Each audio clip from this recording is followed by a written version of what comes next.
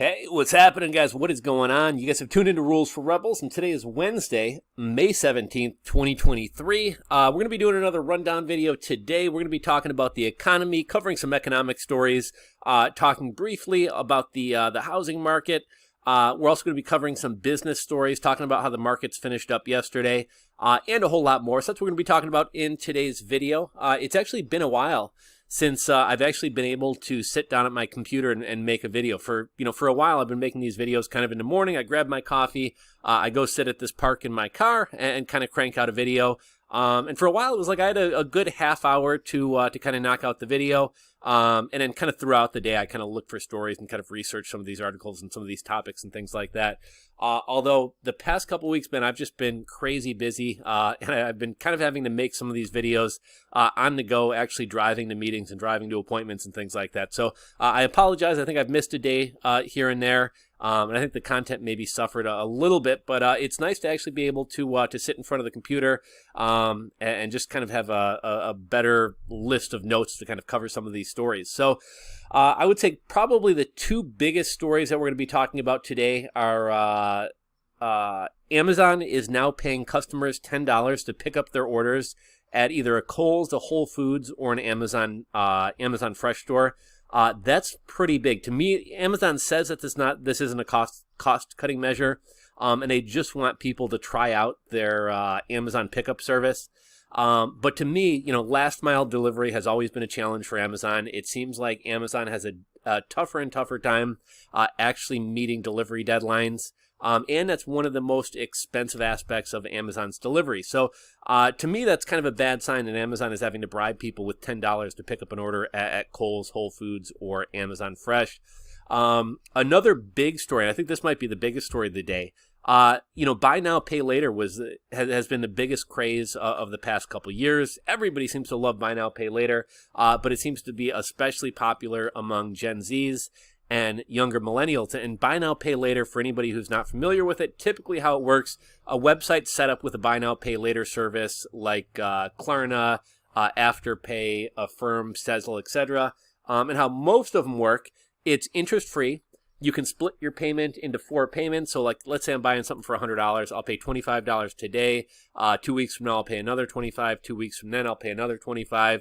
And then 2 weeks from then I'll pay another $25. Now, one of the big perks of buy now, pay later, besides, the financing and splitting your payments, was one, it was super easy to get the credit.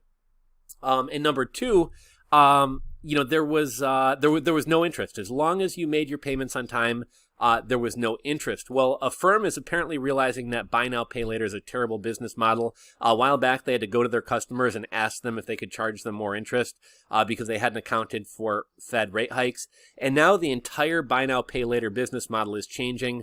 I got a buddy who uses Bread for his business, and his customers are now being charged 29.99% interest.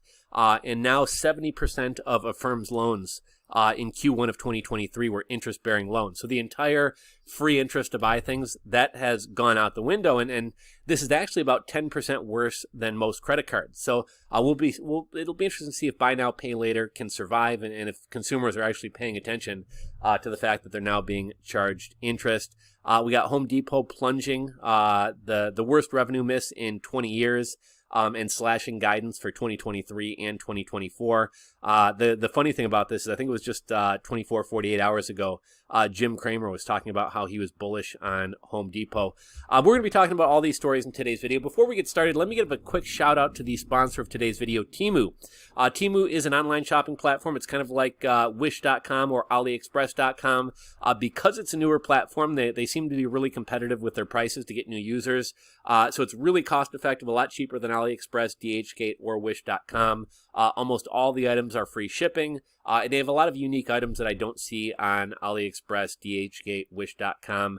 I picked up a lot of things for my garden and a lot of just kind of fun little gadgets and signs and things like that for the house as well. If you guys have e-commerce stores, it's a great place to source cheap inventory. You can just go on and order. You're not having to negotiate with suppliers. You don't have to deal with freight forwarders. If you are a drop shipper, it could be a good place to drop ship from.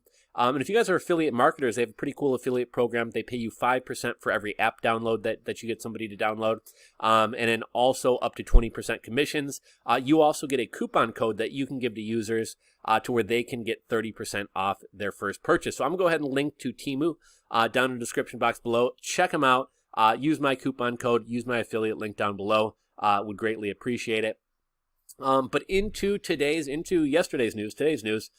Yesterday, the Dow finished down 1%, NASDAQ finished down 1.14%, and the S&P 500 finished down 0.64%. Crypto has regained some of its losses over the past week, although a lot of, I'd say most top coins are still down on the 24-hour chart. We currently have Bitcoin sitting at $27,050. Ethereum at $1,829. So Ethereum has managed to climb back above that 1,800 resistance level. And we have BNB still holding strong above $311. I'm not going to get too deep into this. My man Brian Phobos, if you are watching this video, I'd love to see you make a video about this because you're more technically inclined. But it seems like everybody is turning on the Ledger wallet. So apparently, one of the criticisms that Ledger Wallet has always had is that it's not open source, so you're kind of having to trust the company, unlike Trezor and some of these other wallets that are open source. Ledger, however, in the past couple of years, seems to have become the more popular hardware wallet. They've kind of really adopted like shitcoins and altcoins. There's a lot more coins you can hold on the Ledger, and the Ledger seems to have gotten really, really popular in recent years. Ledger did have that data hack where they released everybody's emails and things like that a couple years ago, and a lot of people got phishing emails, but that didn't necessarily affect the security or safety of people's actual coins, aside from the fact that people knew that your email address had a ledger if they did want to try to phish you or something like that. But it didn't actually affect the security of the device. Well, apparently Ledger has this new backup service. They say that you can opt in or opt out. But again, because this is closed source, we really don't know. Ultimately, however, if you opt into this service, you will have to KYC with Ledger, so you will have to give them your information. And once you give them your information, the government can always down the road subpoena their information, and then the government knows, about your Ledger addresses, how much money you have in them, etc. Also, because I guess they basically split your 24-character seed phrase into 3 shards, each containing 8 words, right?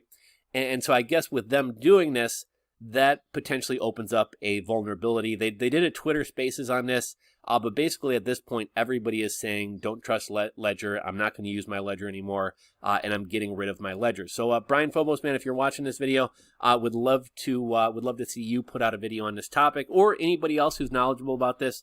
Feel free to drop a comment down below and tell us a little bit more about this. Let's see. I saw a Business Insider article talking about how thousands of more Meta layoffs are happening. I guess a lot of VPs at Meta are going away. If you guys remember, in recent weeks, recent months, Zuckerberg has said he doesn't like managers managing managers. He wanted to get rid of a lot of managers, and he wanted people to get away from managing people and to get back to actually creating things, building things, and doing things.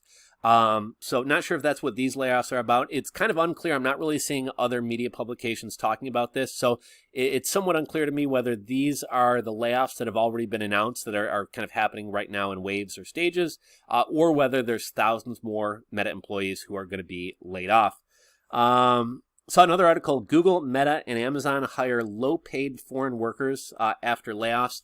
And it is noticeable. We're hearing about the layoffs from Shopify, Google, Meta, Amazon. And being that I run Shopify stores, I oftentimes have to reach out to Shopify support. And I would say their support has gone downhill in recent weeks.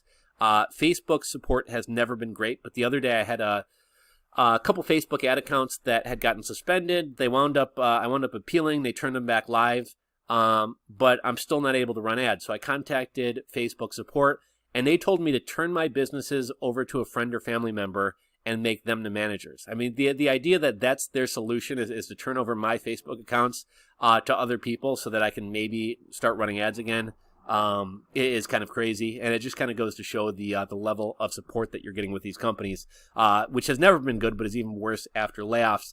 Some other layoffs, we always kind of cover layoffs. First Republic Bank employees are going to be laid off in the coming weeks. We got a Bloomington, Indiana medical device company. What's the name of them? I don't feel like finding it, but Cook Medical. Bloomington, Indiana medical device company called Cook Medical laying off 500. And we got Vodafone, a communication provider, laying off 11,000 employees. I think I touched on this in a video the other day, but there's kind of a flurry of articles. Not sure if this is like an attack on work from home or remote work, but all these articles talking about how many people have picked up substance abuse problems since working at home. Somebody who may not drink at work. You know, obviously there are people who drink or do drugs in the workplace, but it's a little bit harder to get away with. If you're smoking weed, somebody can see you have red eyes. If you're drinking alcohol, somebody can potentially smell alcohol in your breath. You know, I think being in the office, to some extent, maybe kind of keeps people in check. Back during the Mexican beer cough, when people were locked down and working from home, a number of surveys had found that I think over 46%, one survey said, another survey said over 54% of people admitted to drinking on the job. And, you know, the Mexican beer cough was a crazy period. People were stressed out. It didn't feel like real life. I get it. But, you know, a lot of these articles are talking about how a lot of people have picked up substance abuse problems. And a couple of the people who were interviewed in these articles said things. I think there was one guy who was like an amphetamine user who said, oh, you know, if I get tired, I can always just go lay down in my back bedroom because I'm working from home. Another executive said, you know, if I'm smoking weed, nobody can see that my eyes are red. So we're starting to kind of see a flurry of articles about how employees who've developed substance abuse problems since working from home are going to have a hard time reintegrating into the office. This is one of the craziest stories of the day. A recent study found that 47.4% of internet traffic last year came from bots. This is essentially the dead internet theory playing out in real life. I imagine most of you guys are probably familiar with the dead internet theory. If not, just do a search for it on YouTube or Google. You can probably find a better explanation than I'll be able to give you. But basically, kind of the idea behind the dead internet theory is that the majority of what goes on the internet is all fake. Like when you're arguing with somebody on Twitter or Reddit, it's not even a real person out there. Now, obviously, there are real people on the internet. You know, I'm on the internet. You're on the internet.